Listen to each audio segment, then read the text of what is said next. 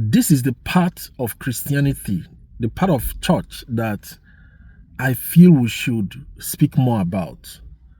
We need to start teaching church people how to treat their spouse. You see, when I got married, I told my wife something. I told her, from today, you become the most important human being in my life. And when I told her that, I now told my mother, from today, my wife becomes the most important human being in my life before you. Now, before I got married, my mom was the most important person in my life. I love her. But the moment I got married, I knew it has to change.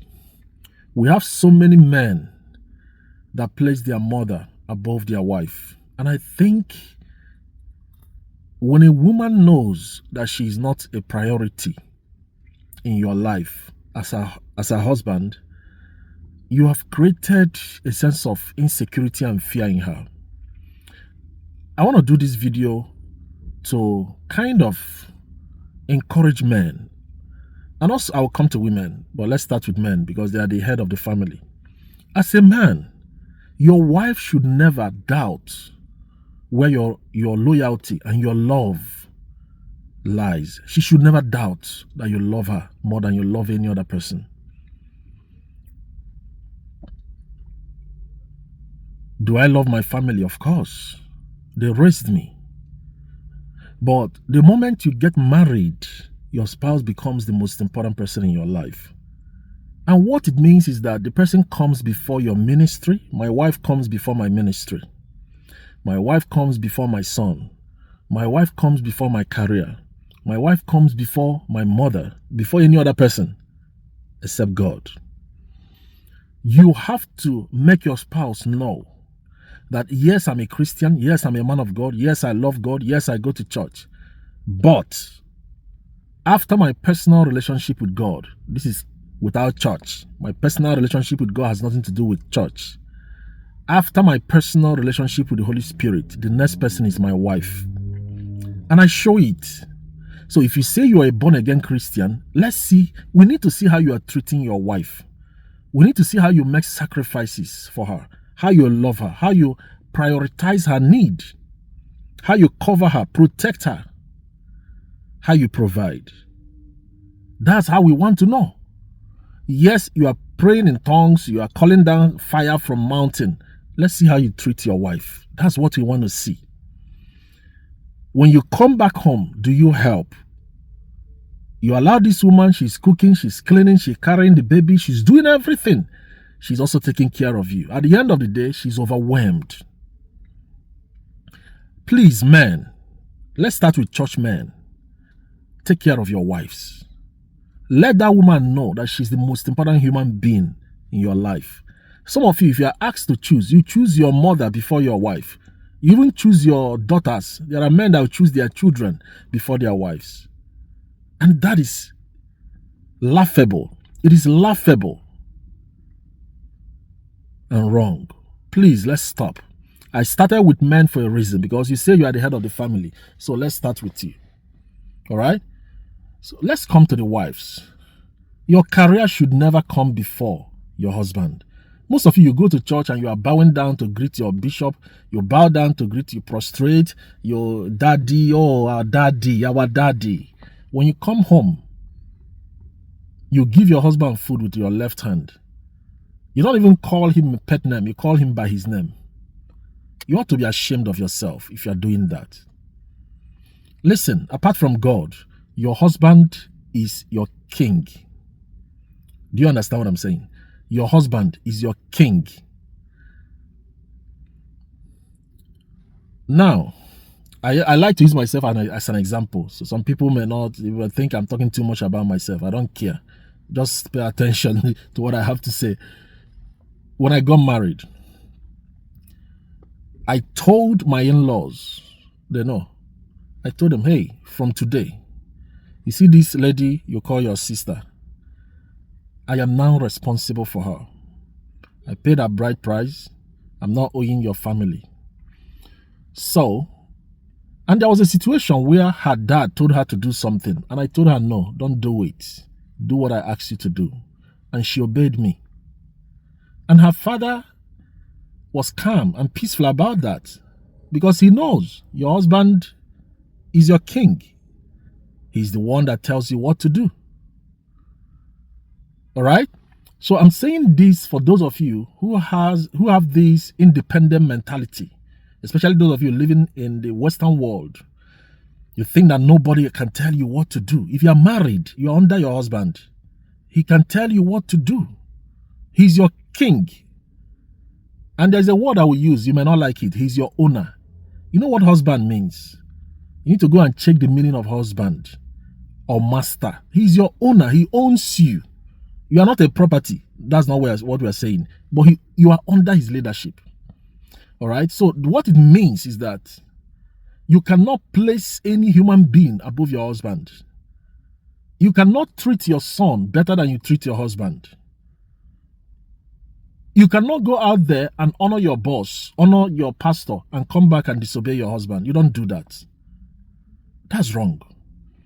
The Bible says, reverence your husband. Reverence. Honor him. Show him honor. You see, the reason that most marriages are not working is because you are not honoring your husband. You are not submissive to your husband. Some of you don't want to hear the word submission. But without submission, it won't work. If you don't submit, you won't see the king in him. There are things my wife never tells me her need 2 times. She knows, and she'll watch this video. She never tells me her need 2 times. She only mentions it once. She only says that once, and the moment she says it, she knows it's done. Before she says it again, I have bought it. I've ordered for it. Sometimes I'll go out with her. She will see something and say, oh, babe, I need this. I'll pretend I didn't hear, and I'll go and write it on my to-do list. One day I'll come back with it. Treat him as a king, and you will see the king in him. You treat him as your houseboy, well, he will not protect you. He will go to work. There's a girl at work. That love that is meant for you, his wife, he will show that girl the love. The girl at work is bringing food for him, and you don't care to cook. Somebody at work is bringing food for him. Some of you don't even know what your husband eats at work. You don't even know that sometimes he's doing overtime at another girl's house. Tell you, I'm doing overtime. He went to see another girl. A man wants to come home to a peaceful woman. A man wants to come home to a woman that honors him. If you don't want to honor him, let him go. You see, I'm not of this opinion that you will be living with somebody and maltreating the person and you want the person to stay. That's why I say I don't do church. Me, I don't play around with all those. I don't do nonsense. All right? You cannot be maltreating somebody. And you say, we are church people now. He will not divorce me. He will not divorce me. I know he's a man of God. I will be disobeying him. The Bible said you don't divorce your wife. He will not divorce me. His integrity in his church is at stake. You are joking. You are joking. There's a way you push a man or push your wife. You know what to get. Let's be careful. So I'm doing this video for both men and women. You say you love God. You say you're a child of God. Let's see how you treat your spouse. That's what we want to see. Are you kind at home? You go out and you are showing everybody your 32 teeth, white teeth. Oh, you're a nice person. At work, you're a nice person. In church, you're a nice person. You are serving everybody, cleaning everywhere. At home, are you cleaning? Are you washing plates? Are you changing baby diaper? If your wife asks you to help to change baby diaper, do you do it? You go to your nursing job and you are changing diaper of old people. Are you changing the diaper of your baby at home? Are you leaving everything for that woman to do? You see, there are women I see, you know this person, her health is gone. Mentally, she's gone because she's overwhelmed with work. Some women will talk, they are talking off point because her mind has gone. Her mental health is gone. She's doing too much. She has a full-time job. She's going to school. She's a wife. She's a mother. That's 4 full-time jobs. And the husband will not help. That's wickedness. Let's stop. You love God. We want to see how you treat your husband. Do you honor him? Do you submit to him? Or is it about argument? Every time argument. How do you know a bad wife? A bad wife is a woman that argues. That's a bad wife. You always argue. Your husband will tell you what to do. You're always arguing. You don't honor him. You don't respect him. His word is not final in his house because you are helping to pay bills. He's no longer in charge. And you say you're a Christian. You're a born-again Christian. Which God are we even serving? And that is why we have high rate of divorce in in the Christian homes, high rate. No longer in the world, in the church. Because we don't want to obey Ephesians chapter 5. Husband, love your wife and lay down your life for him, for her. Just as Christ did for the church. It means sacrifice for her. Carry her. She's your wife. And you as the wife, submit to your husband in everything. In everything. Don't you understand English? It means that even when that man is wrong, you obey him. And when I say obey him, I didn't say do what is wrong. Let me explain. It means even when your husband is wrong, you have to listen. At least listen to him. You don't disobey him. I want to clarify, so most of you will not take me out of context. So a call is coming in, but let me conclude. Make sure that you at least listen and understand what he's saying before you start arguing. That's what I'm trying to say. Show him honor. Protect his ego. God put that ego there for you so he can care for you. Let's be careful how you treat. Be careful how you treat your spouse. You are going to church. Let's see. We want to visit you and see how you handle your marriage. That's what we want to see. All right? You go out there, you are smiling at everybody, showing caring to everybody. At home, you are a lion, you are a tiger. That's wrong. Stop. God bless you.